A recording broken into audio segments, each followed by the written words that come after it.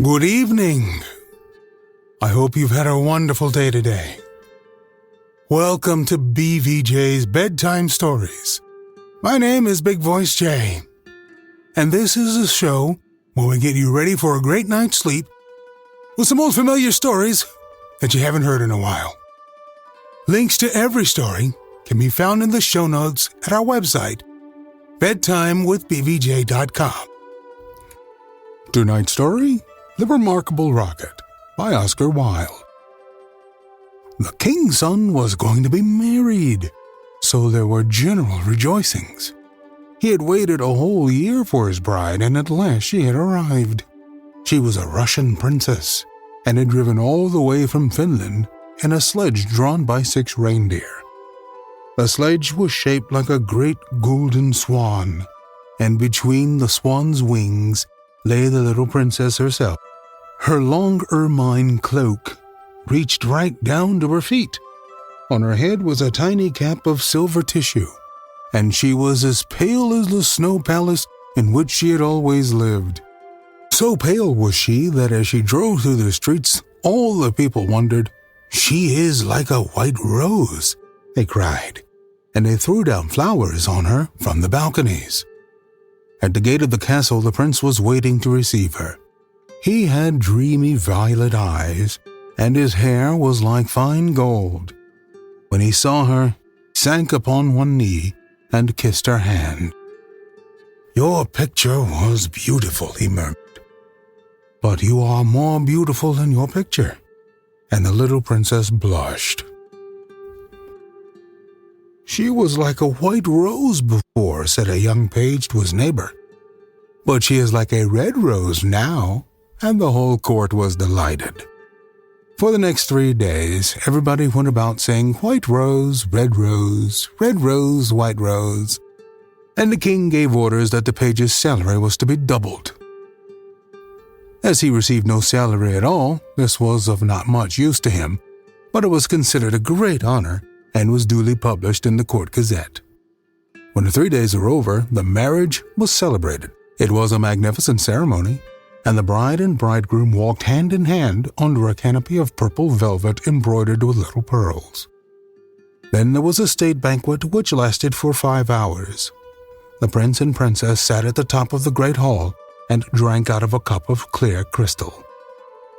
Only true lovers could drink out of this cup, for if false lips touched it, it grew gray and dull and cloudy.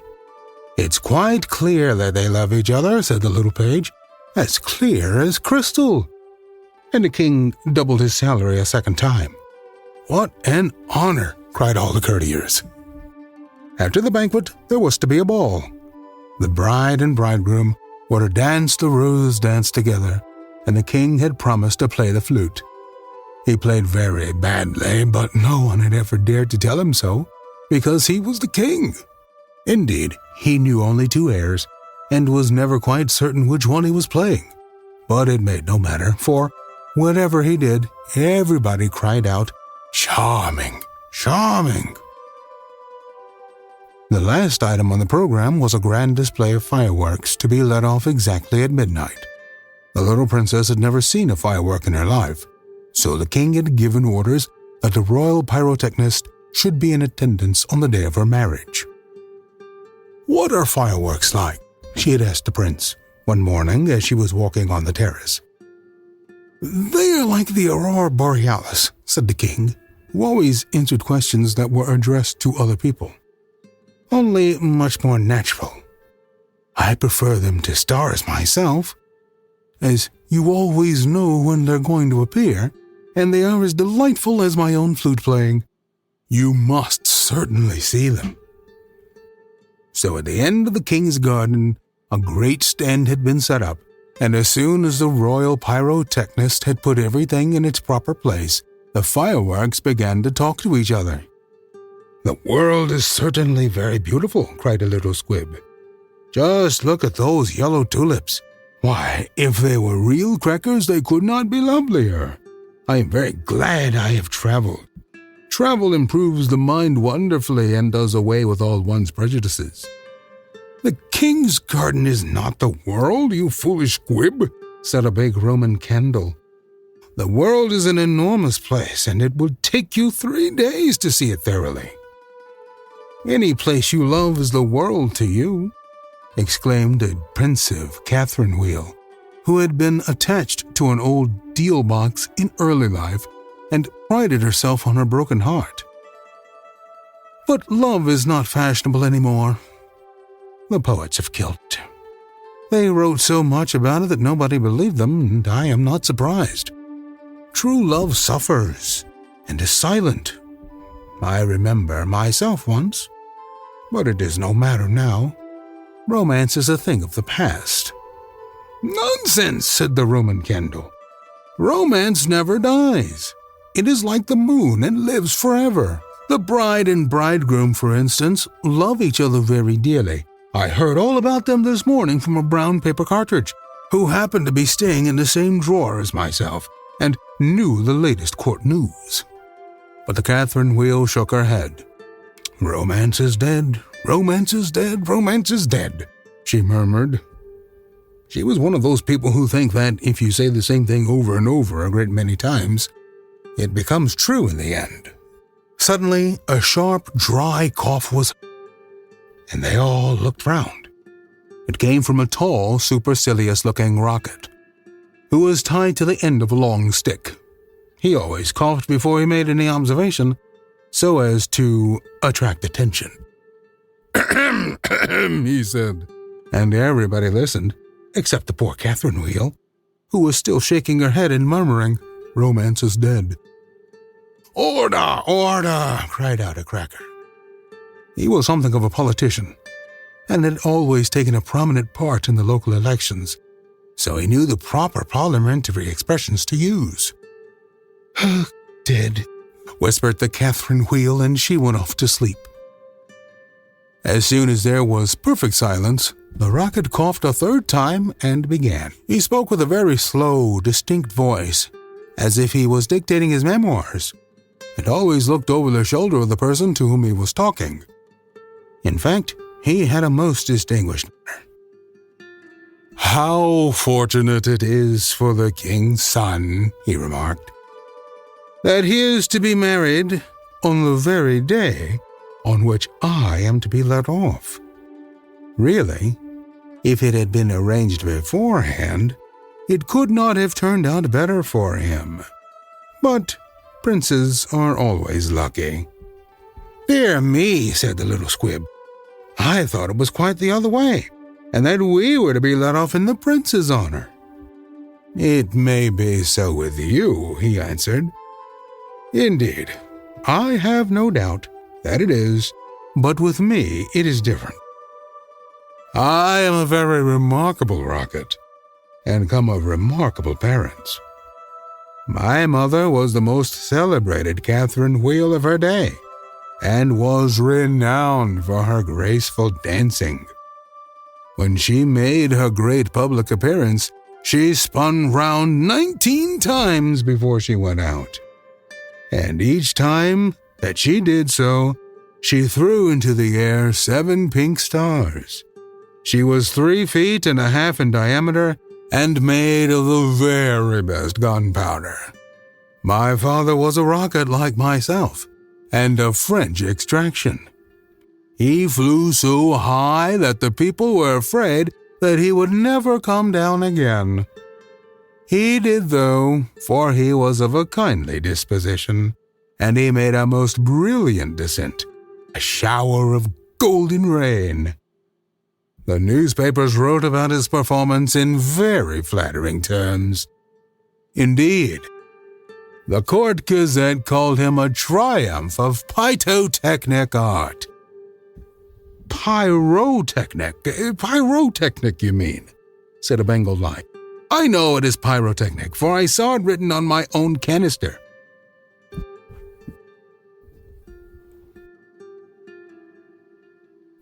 "Well, I said pyrotechnic," answered the rocket, in a severe tone of voice, and the Bengal light felt so crushed that he began at once to bully the little squibs, in order to show that he was still a person of some importance. "I was saying," continued the rocket, "I was saying, What was I saying?" "You were talking about yourself," replied the Roman candle. "Of course. I knew I was discussing something interesting when I was so rudely interrupted. I hate rudeness and bad manners of every kind, for I am extremely sensitive. No one in the whole world is as sensitive as I am quite sure of that." "What a sensitive person," said the cracker to the Roman candle. "A person who, because he has corns himself, always treads on other people's toes," answered the Roman candle in a low whisper, and the cracker nearly exploded with laughter. "Pray, what are you laughing at?" inquired the cracker. "I am not laughing." "I am laughing because I am happy," replied the cracker. "That is a very selfish reason," said the rocket angrily. "What right have you to be happy? You should be thinking about others. In fact, you should be thinking about me. I am always thinking about myself, and I expect everybody else to do the same. That is what is called sympathy. It is a beautiful virtue, and I possess it in a high degree. Suppose, for instance, anything happened to me tonight. What a misfortune that would be for everyone. The prince and princess would never be happy again. Their whole married life would be spoiled. And as for the king, I know he would not get over it. Really, when I began to reflect on the importance of my position, I am almost moved to tears." "If you want to give pleasure to others," cried the Roman candle, "you had best keep yourself dry." "Certainly," exclaimed the Bengal light, who was now in better spirits. "That is only common sense." "Common sense indeed," said the rocket indignantly. "You forget that I am very uncommon and very remarkable. Why, anybody can have common sense, provided that they have no imagination. But I have imagination, for I never think of things as they really are. I always think of them as being quite different. As for keeping myself dry, there is evidently no one here who can at all appreciate an emotional nature. Fortunately for myself, I don't care. The only thing that sustains one through life is the consciousness of the immense inferiority of everybody else. And this is a feeling that I have always cultivated. But none of you have any hearts. Here you are laughing and making merry, just as if the prince and princess had not just been married." "Well, really," exclaimed the small fire balloon, "why not? It is a most joyous occasion. And when I soar up into the air, I intend to tell the stars all about it. You will see them twinkle when I talk to them about the pretty bride." "Ah, what a trivial view of life," said the rocket. "But it is only what I expected. There is nothing in you. You are hollow and empty. Why, perhaps the prince and princess may go to live in a country where there is a deep river, and perhaps they may have only one son, a little fair-haired boy with violet eyes like the prince himself. And perhaps someday he may go out to walk with his nurse, and perhaps the nurse may go to sleep under a great elder tree, and perhaps the little boy may fall into the deep river and be drowned. What a terrible misfortune! For people to lose their only son. It is really too dreadful. I shall never get over it." "But they have not lost their only son," said the Roman candle. "No misfortune has happened to them at all." "I never said that they had," replied the rocket. "I said that they might. If they had lost their only son, there would be no use in saying anything more about the matter. I hate people who cry over spilt milk. But when I think that they might lose their only son, I certainly am very much affected." "You certainly are," cried the Bengal Light. "In fact, you are the most affected person I ever met." "You are the rudest person I ever met," said the Rocket. "And you cannot understand my friendship for the prince." "Why, you don't even know him," growled the Roman Candle. "I never said I knew him," answered the Rocket.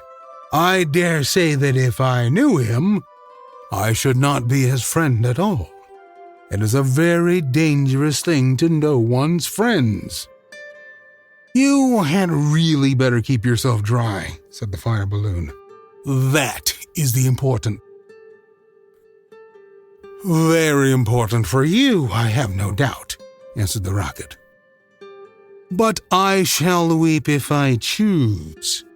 And he actually burst into real tears, which flowed down his stick like raindrops, and nearly drowned two little beetles who were just thinking of setting up house together and were looking for a nice dry spot to live in. "He must have a truly romantic nature," said the Catherine Wheel, "for he weeps when there is nothing at all to weep about." And she heaved a deep sigh and thought about the deal box. But the Roman Candle and the Bengal Light were quite indignant and kept saying, "Humbug! Humbug!" at the top of their voices. They were extremely practical, and whenever they objected to anything, they called it humbug. Then the moon rose like a wonderful silver shield, and the stars began to shine, and the sound of music came from the palace. The prince and princess were leading the dance. They danced so beautifully that the tall white lilies peeped in at the window and watched them, and the great red poppies nodded their heads and beat time. Then 10 o'clock struck, and then 11, and then 12. And at the last stroke of midnight, everyone came out on the terrace, and the king sent for the royal pyrotechnist. "Let the fireworks begin," said the king, and the royal pyrotechnist made a low bow and marched down to the end of the garden. He had 6 attendants with him, each of whom carried a lighted torch at the end of a long pole. It was certainly a magnificent display. Whiz, whiz went the Catherine Wheel as she spun round and round. Boom, boom went the Roman Candle. Then the squibs danced all over the place, and the Bengal Lights made everything look scarlet. "Goodbye," cried the Fire Balloon as he soared away, dropping tiny blue sparks. "Bang, bang," answered the Crackers, who were enjoying themselves immensely. Everyone was a great success, except the remarkable Rocket. He was so damp with crying that he could not go off at all. The best thing in him was the gunpowder, and that was so wet with tears that it was of no use. All his poor relations, to whom he would never speak, except with a sneer, shot up into the sky like wonderful golden flowers with blossoms of fire. "Huzzah! Huzzah!" cried the court, and the little princess laughed with joy. "I suppose they are reserving me for some grand occasion," said the Rocket. "No doubt that is what it means." He looked more supercilious than ever. The next day the workmen came to put everything tidy. "This is evidently a deputation," said the Rocket. "I will receive them with becoming dignity." So he put his nose in the air and began to frown severely, as if he were thinking about something very important. But they took no notice of him at all, till they were just going away. Then one of them caught sight of him. "Hello," he cried. "What a bad rocket!" "Hello," cried. "What a bad rocket!" And he threw him over the wall into the ditch. Bad rocket, he said, as he whirled through the air. "Impossible!" "Grand rocket," that is what the man said. Bad and grand sound very much the same. Indeed, they often are the same. And he fell into the mud. "It is not comfortable here," he remarked. but no doubt it is some fashionable watering place, and they have sent me away to recruit my health.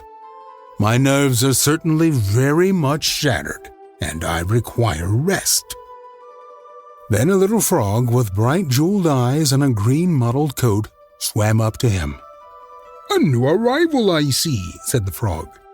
"Well, after all, there is nothing like mud. Give me rainy weather and a ditch, and I am quite happy. Do you think it will be a wet afternoon?" "I sure hope so. But the sky is quite blue and cloudless." "Ah, what a pity," said the rocket, and he began to cough. "Oh, what a delightful voice you have," cried the frog. "Really, it is quite like a croak, and croaking is, of course, the most musical sound in the world. You will hear our glee club this evening. We sit in the old duck pond close by the farmer's house, and as soon as the moon rises, we begin. It is so entrancing that everybody lies awake to listen to us. In fact, it was only yesterday that I heard the farmer's wife say to her mother that she could not get a wink of sleep at night on account of us. It is most gratifying to find oneself so popular." "Ahem, ahem," said the rocket angrily. He was very much annoyed that he could not get a word in. "Oh, a delightful voice, certainly," continued the frog. "I hope you will come over to the duck pond.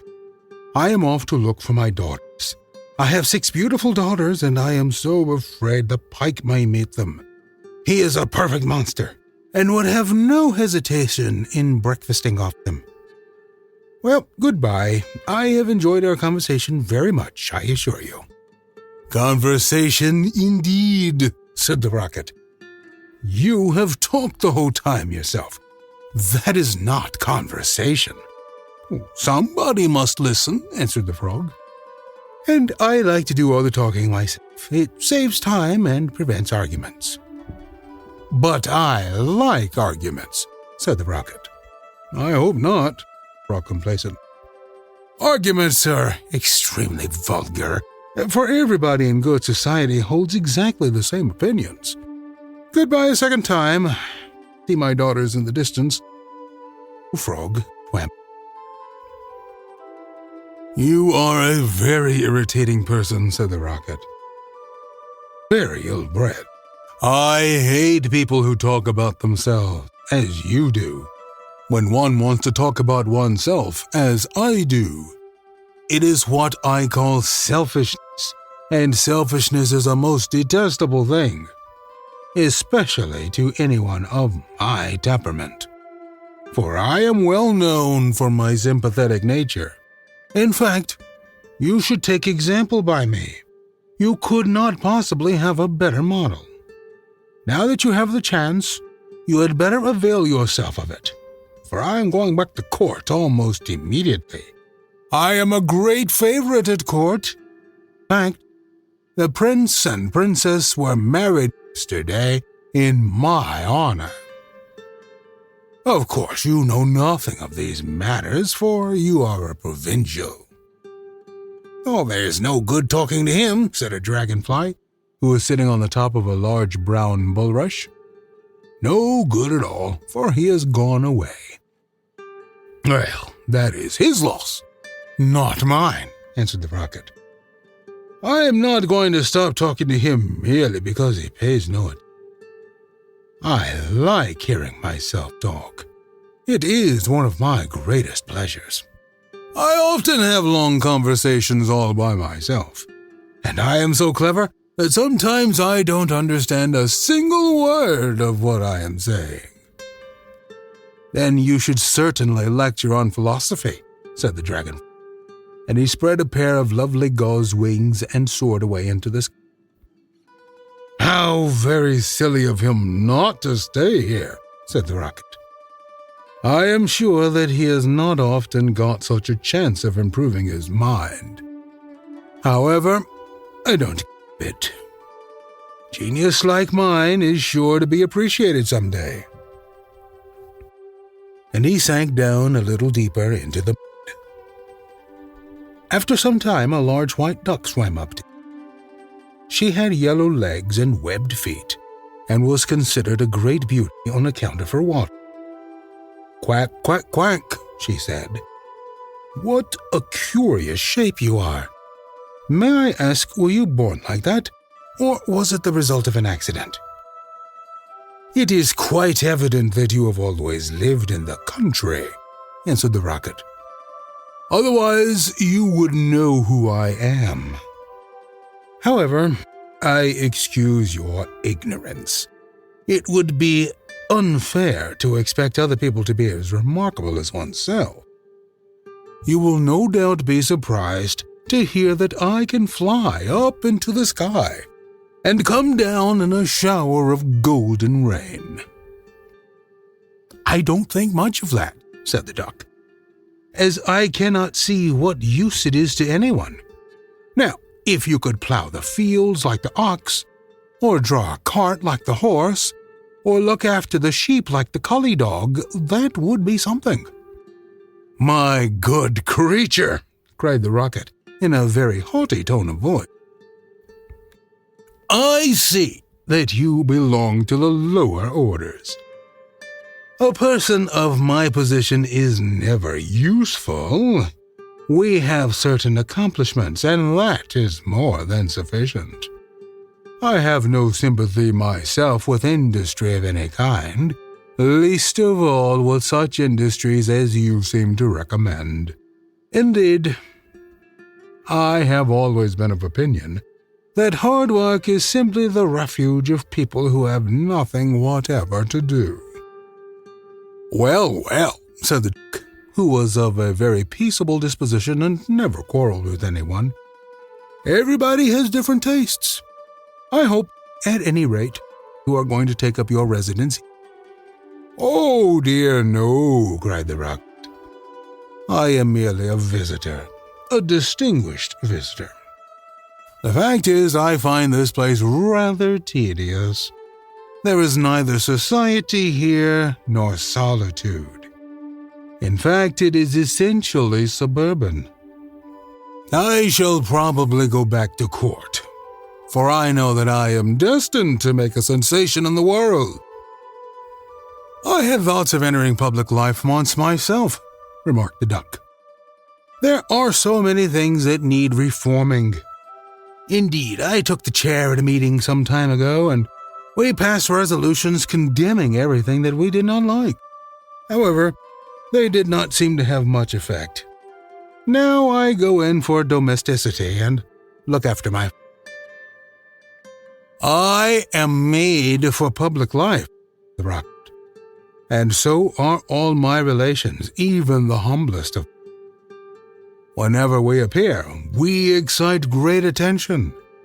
I have not actually appeared myself, but when I do so, it will be a magnificent sight. As for domesticity, it ages one rapidly and distracts one's mind from higher things." "Ah, the higher things of life! How fine they are!" said the duck. "And that reminds me how hungry I feel." And she swam away from the stream, saying, "Quack, quack, quack."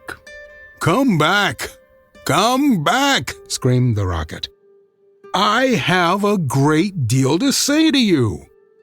But the duck paid no attention to him. "I am glad that she is gone," he said to himself. "She has a decidedly middle-class mind." And he sank a little deeper still into the mud and began to think about the loneliness of genius, when suddenly 2 little boys in white smocks came running down the bank, with a kettle and some matches. "This must be the deputation," said the rocket, and he tried to look very dignified.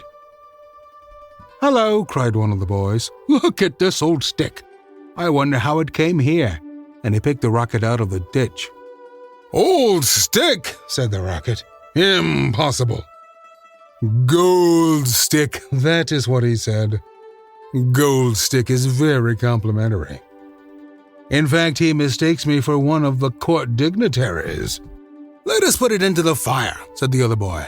"It will help to boil the kettle." So they piled the sticks together and put the rocket on them and lit the fire. "This is magnificent," cried the rocket. They are going to let me off in broad daylight so that everyone can see me. We will go to sleep now, they said, and when we wake up, the kettle will be boiled. And they lay down on the grass and shut their eyes. The rocket was very damp, so he took a long time to burn. At last, however, the fire caught him. "Now I am going off," he cried, and he made himself very stiff and straight. "I know I shall go much higher than the stars, much higher than the moon, much higher than the sun. In fact, I shall go so high that—" Fizz, fizz, fizz, and he went straight up into the air. "Delightful!" "I shall go on like this forever. What a success I am!" But nobody saw him. Then he began to feel a curious tingling sensation all over him. "Now I am going to explode," he cried. "I shall set the whole world on fire and make such a noise that nobody will talk about anything else for a whole year." And he certainly did explode. Bang! Bang! Bang went the gun. There was no doubt about it. But nobody heard him, not even the two little boys, for they were sound asleep. Then all that was left of him was the stick, and this fell down on the back of a goose who was taking a walk by the side of the ditch. "Good heavens!" cried the goose. "It is going to rain sticks!" And she rushed into the water. "I knew I should create a great sensation," gasped the rocket. And he went out. No doubt, we've all had to deal with someone like this, the remarkable rocket, one who thinks very highly of himself, so you don't have to. Usually they always get what they're coming to them, but sometimes they don't. How do you deal with someone like that? The best revenge is a best life. Control the things that you can control around you, and you'll be just fine. It really angers someone like the rocket if you don't give them the attention that they crave. When I'm craving something, I go to ButcherBox.com. They got all kinds of meats, including bacon, ground beef, pork, and lamb and veal. It's delicious. Enter code BVJ in the promo code and it will do absolutely nothing because this is not a sponsored read. If you would, however, like to support the show and keep this going, you can use the support link on every post on the website, bedtimewithbvj.com. Remember, you can send me stories to read. Email me, bigvoicej@gmail.com. Thank you so much for listening. Good night. Diamond Club hopes you have enjoyed this program.